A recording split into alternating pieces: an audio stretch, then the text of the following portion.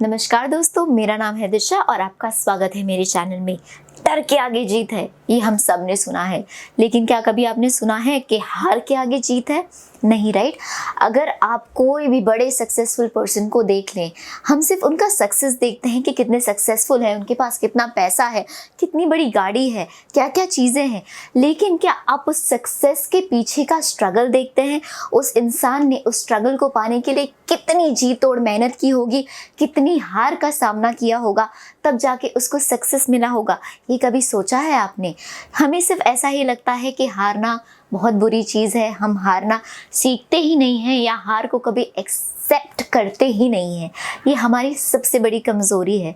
लेकिन हारना भी लाइफ में बहुत इम्पॉर्टेंट है, बिकॉज हार हमें अक्सर बहुत ही अच्छे और बहुत सारे एक्सपीरियंस देती है कि कौन सी ऐसी चीज़ें हैं जो हमें दोबारा रिपीट नहीं करनी है, कौन सी ऐसी चीज़ें हैं जिससे हमें दूर रहना है, जो हमें सक्सेस से स्टॉप कर रही हैं। आज के इस वीडियो में मैं आपके साथ एक छोटी सी स्टोरी शेयर करना चाहती हूँ।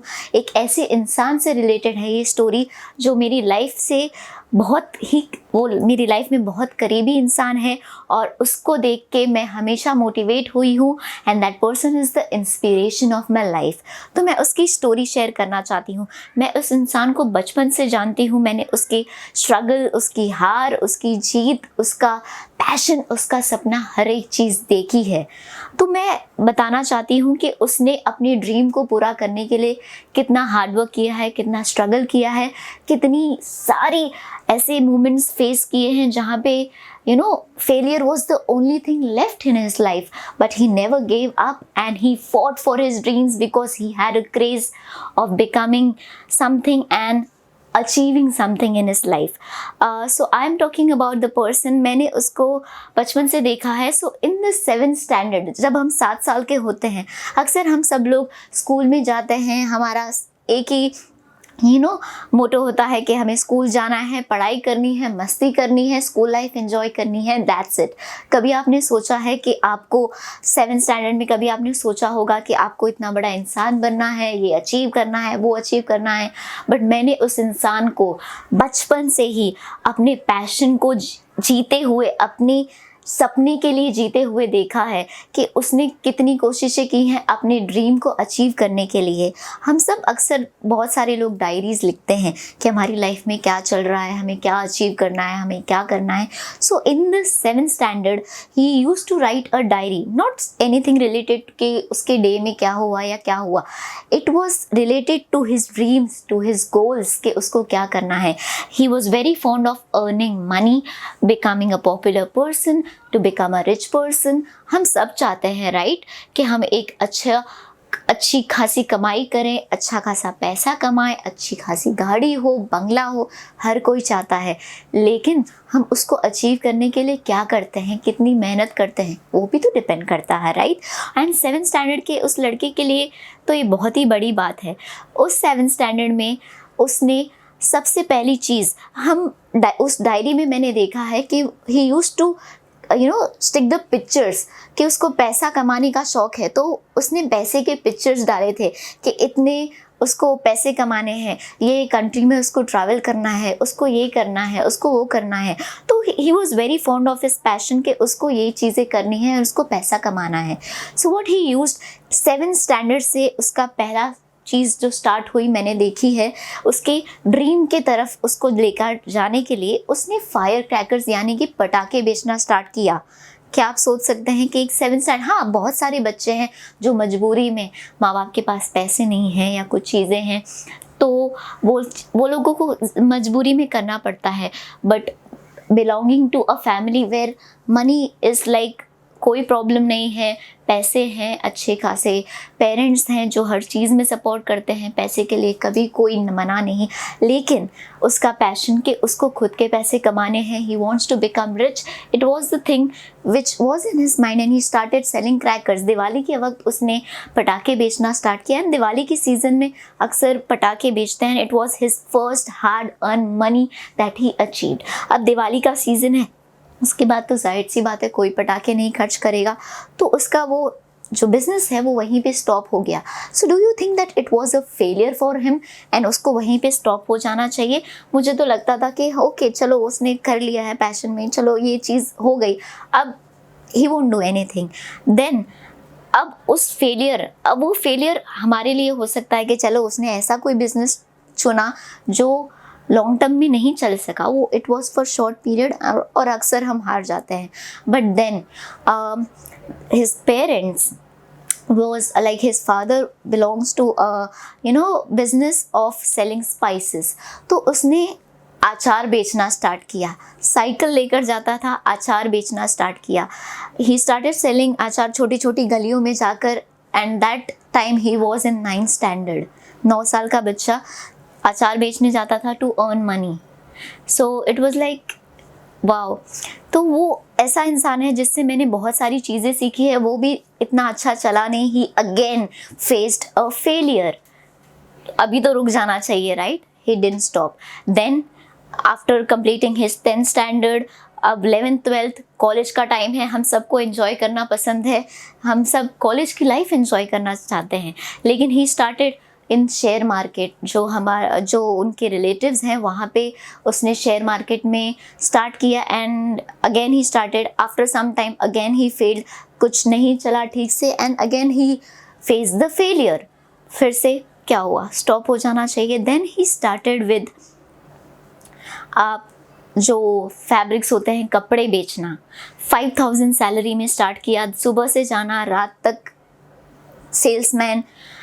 आपको पता है सेल्समैन की लाइफ कैसी होती है। यूज्ड टू गो देयर, बहुत सारे नहीं चाहिए, ये चाहिए, वो चाहिए। उसने 5000 रुपये के लिए, like it was not about the money, he wanted to gain the experience, though he was facing the failures. He wanted to gain all the experience, all the failures, so that he can learn something from each and everything.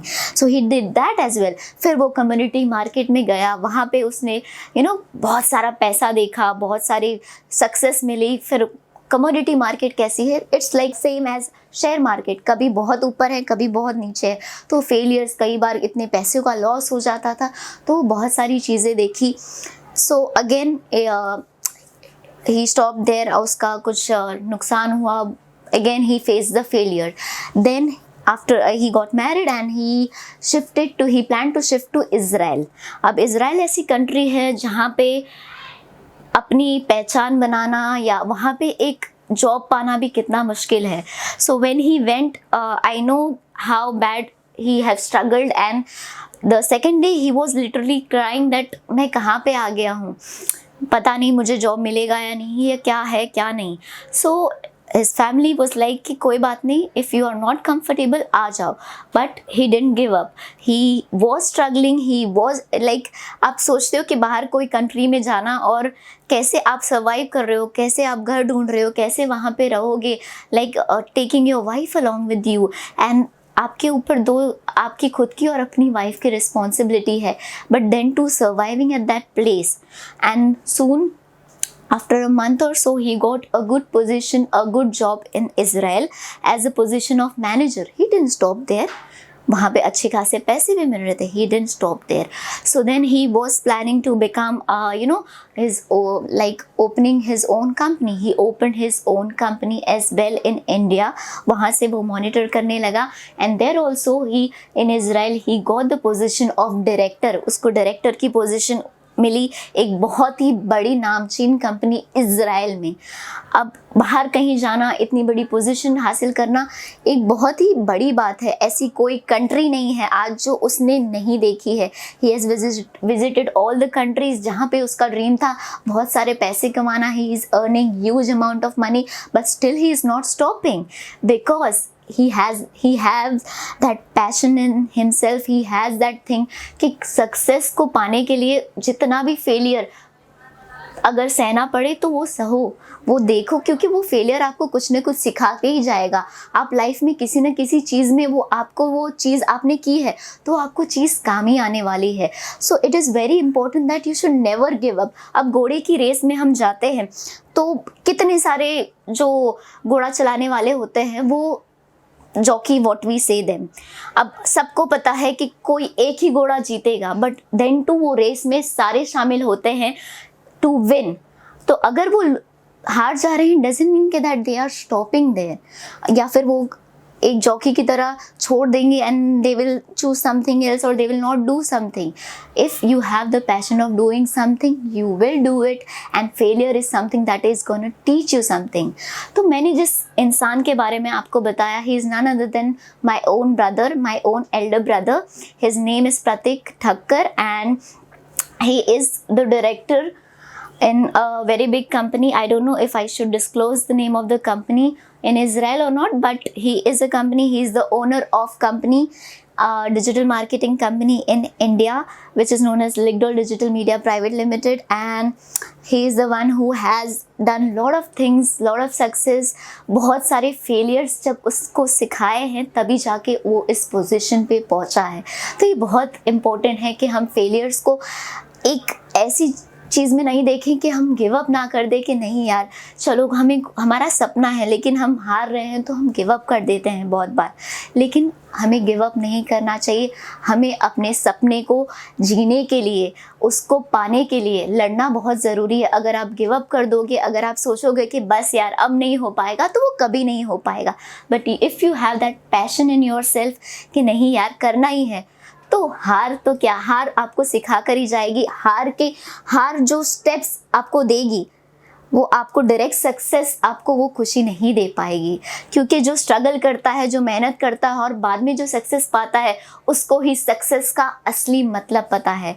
Hopefully आपको ये video पसंद आया होगा. तो अगर हाँ तो please दे दीजिए मेरे वीडियो को एक बड़ा सा लाइक और सब्सक्राइब करें मेरे चैनल को. और ऐसे ही ज़िंदगी से रिलेटेड प्यारी प्यारी बातें करने के लिए प्लीज़ मेरे साथ जुड़े रहें, मेरे चैनल के साथ जुड़े रहिए.